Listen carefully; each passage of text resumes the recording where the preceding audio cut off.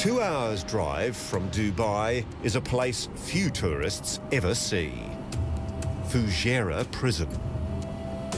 I was petrified when I first went in there. I was absolutely terrified. This is the prison here, a place Alicia Ghali describes as a nightmare. It's where she was locked up for 8 months. During the day, Alicia could hear prisoners being lashed. At night, prisoners being bashed. In filthy conditions, she shared a cell with 30 other women, and she felt absolutely alone. It was disgusting, no hygiene whatsoever. Sometimes they'd turn the water off for 4 days at a time, and when it's 55 degrees in the middle of summer, it was bad. I was fearful she'd die. Alicia is not the only victim of an unjust system. You know you haven't done anything wrong, and then that moment he told me, you have to do a month in prison. It's shock, just absolute shock. In 2009, Charlotte Adams was sentenced to a month in jail for greeting a male friend with a kiss on the cheek. Charlotte was on an extended holiday. A real estate agent from England, she was thinking of finding work and staying permanently. The place felt fun, and she fell for Dubai's party lifestyle. Monday nights you go out and it's ladies drink free, you get free champagne in every hotel bar. You have brunches once a week where it's unlimited alcohol and food for like £100. So it's very much a drinking, partying culture in Dubai. It's what traps many Westerners. A seemingly tolerant society that paints itself as free and easy. But it's not. Charlotte Adams was in this diner when she found out the hard way that this country is not the West. With 4 male friends, Charlotte came here for a late-night snack after an evening out. Earlier, she'd given Eamon, a fellow Londoner, a friendly kiss on the cheek to say hello. They finished their meal, they paid and left, only to be stopped by the police. Well, they arrested you? Yeah, there and then on the spot. What did they accuse you of? They didn't say anything at first. They didn't say anything. We got driven to Jebel Ali police station, and they called us in one by one. And then he was just asking me, like, what I'd been doing that evening. So I said, you know, we've just been out, like, got some food. He was like, were you kissing him? And I was like, no. And he's like, did you kiss him? And I was like, well, we would have kissed on the cheeks to say hi. But apparently, as soon as I said we kissed on the cheek, that was it. It was like, kissing on the cheek is illegal. Charlotte spent 23 days behind bars before being deported. It portrays itself as being really progressive and forward-thinking and the new Middle East, as they call it, but it's not. After serving 8 months, Alicia Ghali was released early from prison as part of the celebrations in the UAE for the wedding of the Sheikh's son. Also pardoned that same day the men who raped her. When you finally got that call that she was coming home, This is where I cry.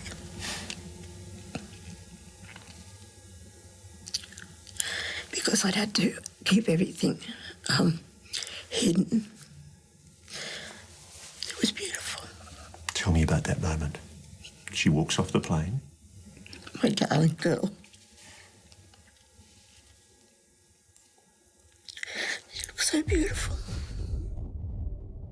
Since arriving home 4 years ago, Alicia has been unable to work.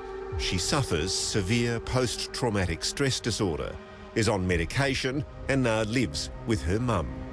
She says Starwood Hotels, whose company motto is "Do the right thing," have offered no ongoing support. They can't even help me to recover. I can't work, I can't afford my treatment, and they won't even help me with my medical bills. Let me count the ways that Starwood, the world's second largest hotel group, the owner of the Sheraton and Westin brands, assets of over $8 billion, has let Alicia Ghali down. They failed to warn her of the risks of reporting a rape in the UAE. They refused to return her passport, so she couldn't even leave the country. While she was in prison, they failed to pay her the full pay she was owed. And even today, they're still not helping her with her mounting medical bills. We went to their headquarters in Stamford in the United States, emailed and phoned. It's Ross Coulthard here from Channel 7 Australia, requesting an interview again and again. Oh, it's going through to voicemail. I'll leave a message. We wanted to speak to Fritz van Paschen, CEO of Starwood. He's the $9 million man. That's the sum of his salary package last year. And Starwood is a multi-billion-dollar company. But no one in the company seems able to find it in their heart to pay Australian Alicia Garley's medical bills. What do you think the hotel chain hoped would happen? That it'd be swept under the carpet, not be dealt with, just go away. It's very, very hard to see and understand what's... Sorry, what's wrong? Oh, I'm crying. Sorry. I'm sorry, darling. Do you need one? Yes, please.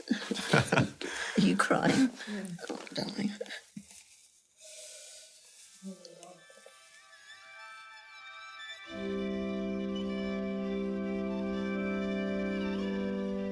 This is a photograph of a beautiful young woman.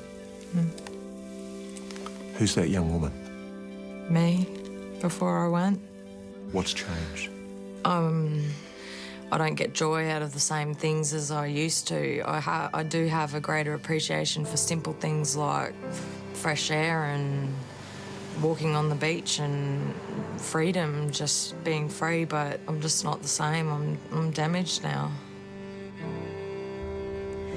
Ross Coulthard with that investigation. Starwood refused an interview with Sunday Night. They sent a statement claiming they'd provided Alicia with medical and other assistance and that the safety and security of staff and guests was their paramount priority.